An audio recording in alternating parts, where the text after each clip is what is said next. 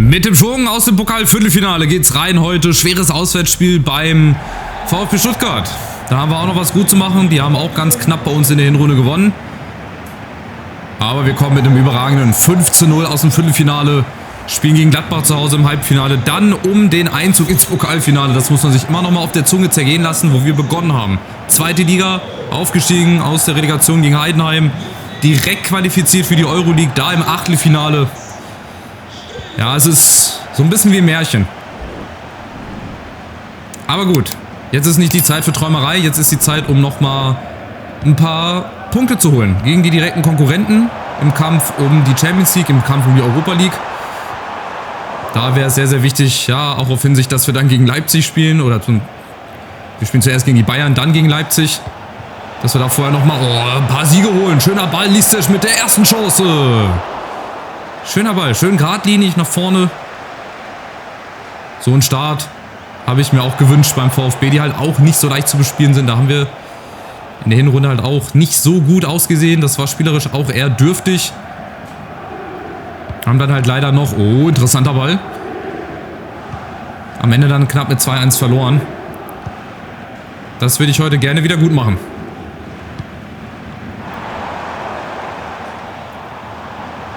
Der VfB kommt zum ersten Mal über Mio. Achtung, Verteidigung muss stehen. Steht auch Mio. Mateusz Cunha. Oh nein, da ist dieser Durchbruch wieder. Und Sinamoy darf sich zum ersten Mal auszeichnen. Da habe ich schon wieder gedacht, der schießt mit 5000 km/h unter den Winkel. Dem war Gott sei Dank nicht so. Aber die Ecke kommt. Oh, Scheißecke. Weil es halt gefährlich getreten war. Deswegen war das eine Scheißecke. Na gut, mal gucken, wie schnell wir umschalten können. Schöner Ball, Wanner, Alvaro. Gegen Aldakil, keiner kommt hinterher, Alvaro. Oh Junge, XXXXL Chance. Ah, den muss er doch nur über den Keeper drüber. Scheiße, am langen Pfosten so knapp vorbei. Ah, mit links wäre er drin gewesen, glaube ich. Muntere Spielchen, schön. Finde ich gut, gefällt mir. Nicht mal eine Viertelstunde rum und schon ein paar Chancen auf beiden Seiten. Wir hatten, glaube ich, die größeren. Oder die größte Chance jetzt gerade durch Alvaro. Den muss er halt einfach nur über den Keeper lupfen, dann ist der drin. Na gut, weiter geht's. Listic. Wir haben überhaupt gar keine Zeit, uns darüber groß Gedanken zu machen, denn nächste Chance folgt über Wanner. Ja, nicht gut mitgenommen. Remberg, Listic, Wanner, wieder Listic. Oh, das ist hier Karo einfach. Oder, das heißt Karo einfach, schön kompliziert. Tiki-Taka. War das mehr oder weniger gespielt. Der VfB kommt über Mateusz Cunha. Ja, auf den muss ich aufpassen. Der ist echt ganz besonders flink und schnell. Oh, hier haben wir es gesehen. Mateusz Cunha! 1:0.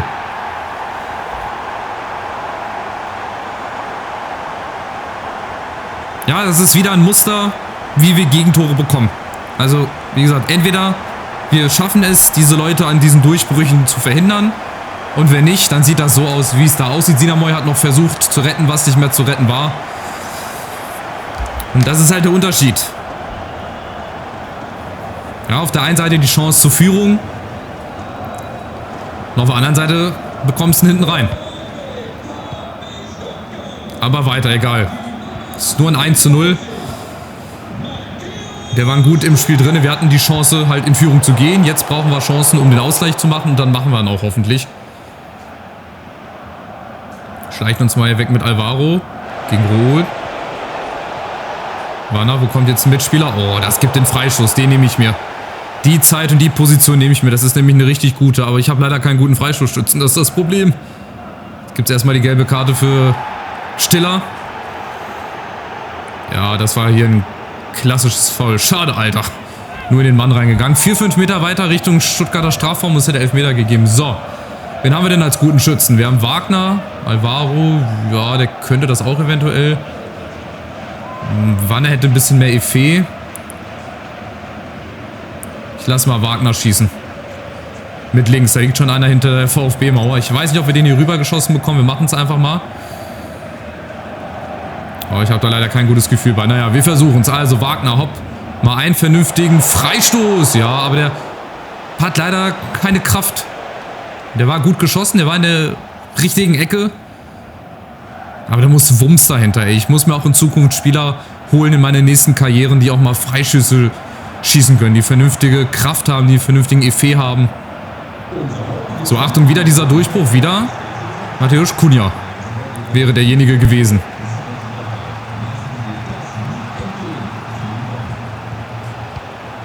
So, nächste Chance, nächste Gelegenheit. Wanner. Poso hinterläuft, sehr gut. Dafür ist für Listec jetzt Platz. Hinter der Abwehr, okay.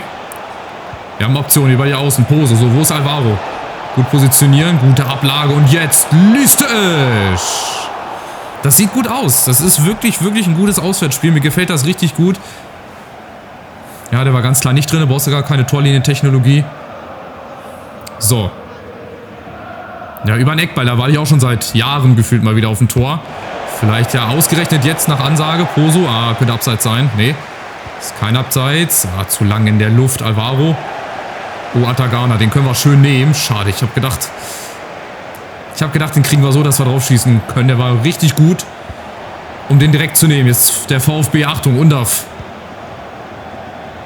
Und wieder Mateusz Cunha. Diesmal über links. Ich weiß, warum Atagana immer schon nach 45 Minuten platt ist, so viel wie der läuft. Achtung, kein Abseits vom VfB. Wir kriegen es nicht verteidigt. Wir kriegen das nicht verteidigt und Sinamoi ist am Ende im kurzen Eck. Und rettet uns vorm 2:0. Achtung, nächster gefährlicher Ball für den VfB. Gut geklärt. Oh nein, nicht nach hinten. Was war das denn? Kurzer Blackout von Listec. Achtung! Viel Zufall gerade. Viel Zufall, aber Gott sei Dank ist nichts schief gegangen. Remberg. Poso und Wanner kommt entgegen, ja. Ich sehe Alvaro unten aus dem Augenwinkel, aber ich habe es leider verpasst. Ihn da mal in Szene zu setzen. Friedrich mit der Grätsche. Achtung. Zu viel Platz jetzt für den VfB.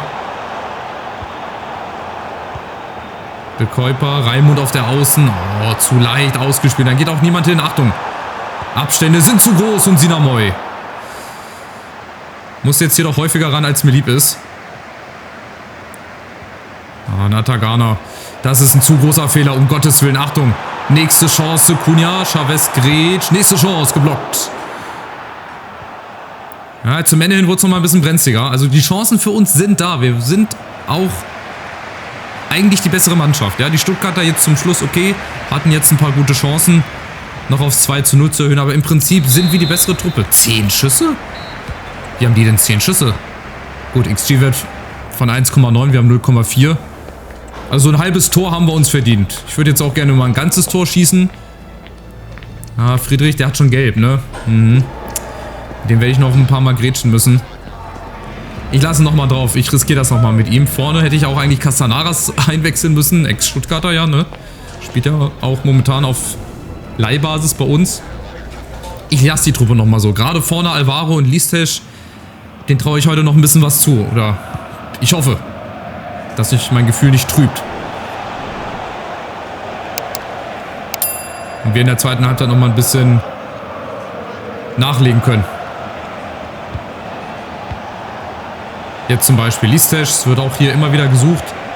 Aber es ist auch sofort immer wieder ein Gegner da. Atagana oben, ja, läuft durch. Jetzt bei dem Durchbruch vielleicht bei uns. Jongwa gegen Munoz, Wagner, wo ist Listec? Da ist er und da ist Alvaro. Gut gemacht, aber er dreht sich zu langsam. Schade. Da braucht er zu lange. Das wäre eine richtig gute Chance gewesen, aber er braucht da zu lange, um sich zu drehen. Und dann ist die Chance schon wieder verpufft leider. Achtung, wieder Durchbruch. Wer macht's diesmal? Undav? Cunha wieder.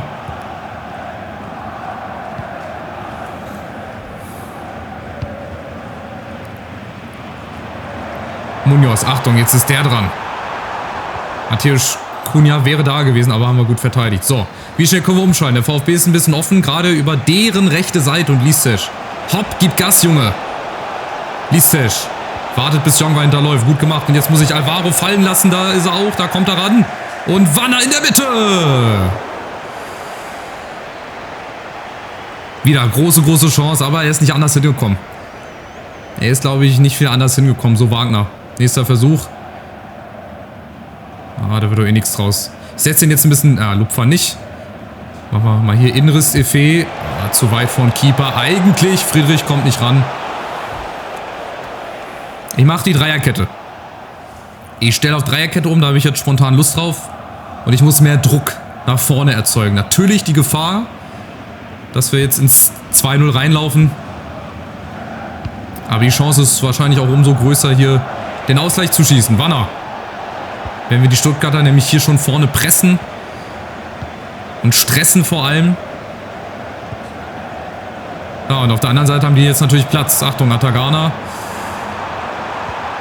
Matthäus Cunha, Raimund, Chavez ist da, wäre da gewesen. Und Sinamoy zeigt heute auch eine gute Leistung. So, Atagana, oh nein, der läuft sich da fest. Das war nicht gut, der läuft sich fest. Achtung, nächste Chance. Oh, der war ganz schön knapp. Da hat er aber ein gutes Auge gehabt, schon mit 17, 18 Jahren, dass der den da so vorbeischaut.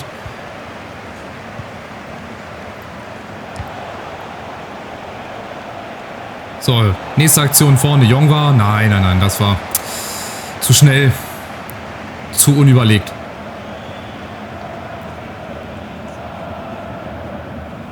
Mio macht da seine Tricks. Alter Kiel und hier vorne. Da habe ich halt die Hoffnung, wenn wir hier den VfB unter Druck gesetzt bekommen. Ja, die können sich da leider befreien, leider. Schade, schade. Nächste Chance für den VfB. Nächster Durchbruch. Achtung, Friedrich. Ganz, ganz wichtig. Der ist natürlich jetzt am Rande einer gelb-roten Karte, ne? Das ist klar. Nächste Chance. Oh, Jongwa, den muss er durchkriegen. Das sind wieder diese Bälle, die leider nicht durchkommen. Wenn du den da durchkriegst zum nächsten Mann, ey, dann haben wir eine riesengroße Chance. Riesengroße Chance. Die hatten wir auch schon in der ersten Halbzeit durch Alvaro. So. Hier muss ich leider Rogoff reinbringen. Vorne dann nochmal Ferry, rechte Seite Grudowski, linke Seite Kaba, ja. Und einen Innenverteidiger müsste ich eigentlich auch rausnehmen, Ishii.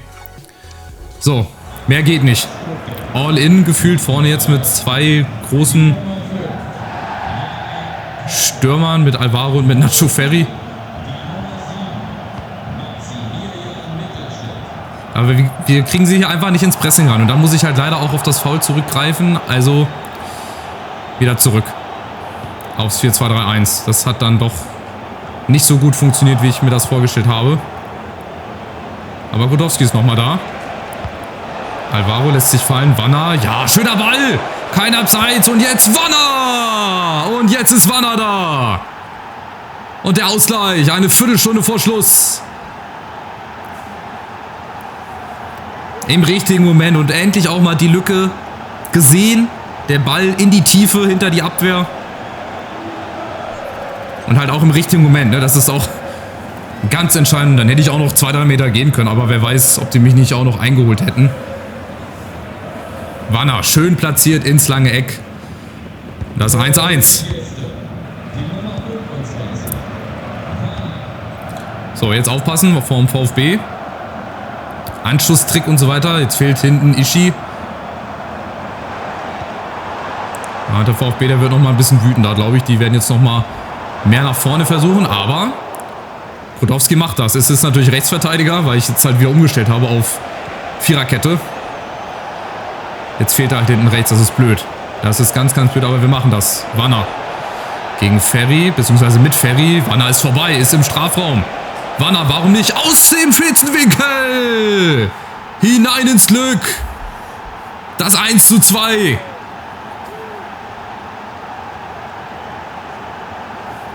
Richtig, richtig stark gemacht. Hier setzt er sich durch. Da habe ich eigentlich gehofft und gewartet, auf den Elfmeter, dass er sich fallen lässt. Aber dass er den dann aus so einem Spitzenwinkel ins kurze Eck reinhaut, ja, hast du keine Chance zu reagieren.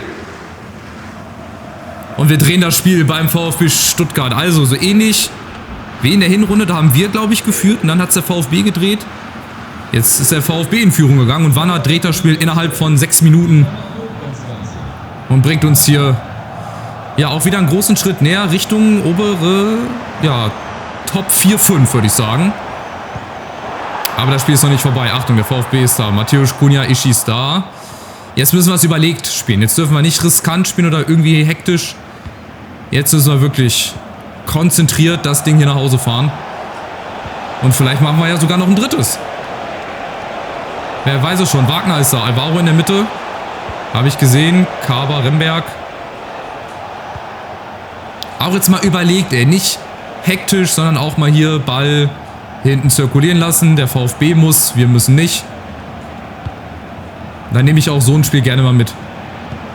Ihr wisst, das ist nicht mein Spielstil, aber in manchen Spielen, wo ich dann den Sieg auch einfach mal brauche und haben will,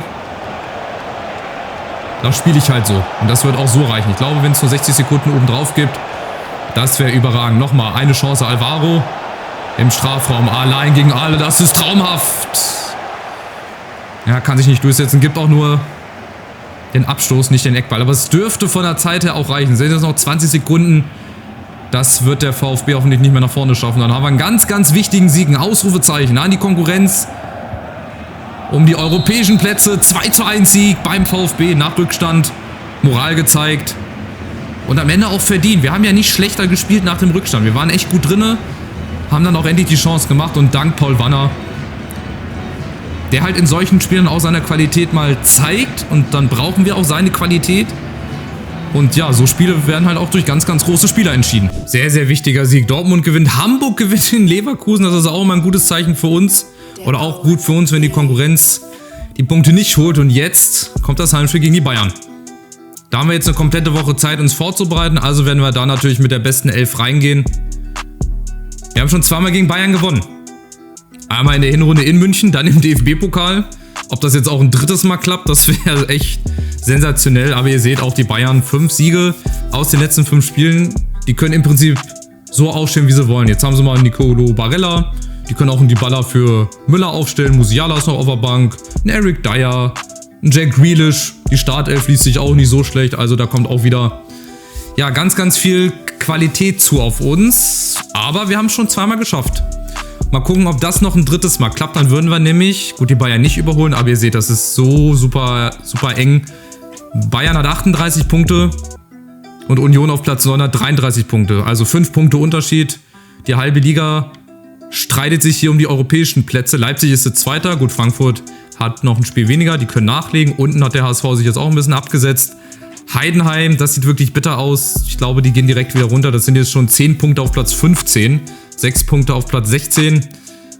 Und ich vermute, dass sich Augsburg, St. Pauli und der 1. FC Köln um Platz 16 streiten. Ich glaube, der VfB, die 14. sind, spielen auch nicht so eine gute Saison, haben aber eine gute Truppe. Aber ihr seht halt, gute Einzelspieler machen halt alleine deswegen noch keine gute Mannschaft. Ja, war nochmal ein Angebot von Finnland. Ich kann gar kein Finnisch, nö. Finnland geht natürlich auch nicht hin. Ist ja auch leider keine Europameisterschaft. Also, aller guten Dinge sind 3. 2 Siege haben wir schon gegen die Bayern. Latzen wir sie noch ein drittes Mal ab. Ihr werdet es erfahren, wenn ihr im nächsten Part reinschaut. Macht's gut. Ciao, ciao.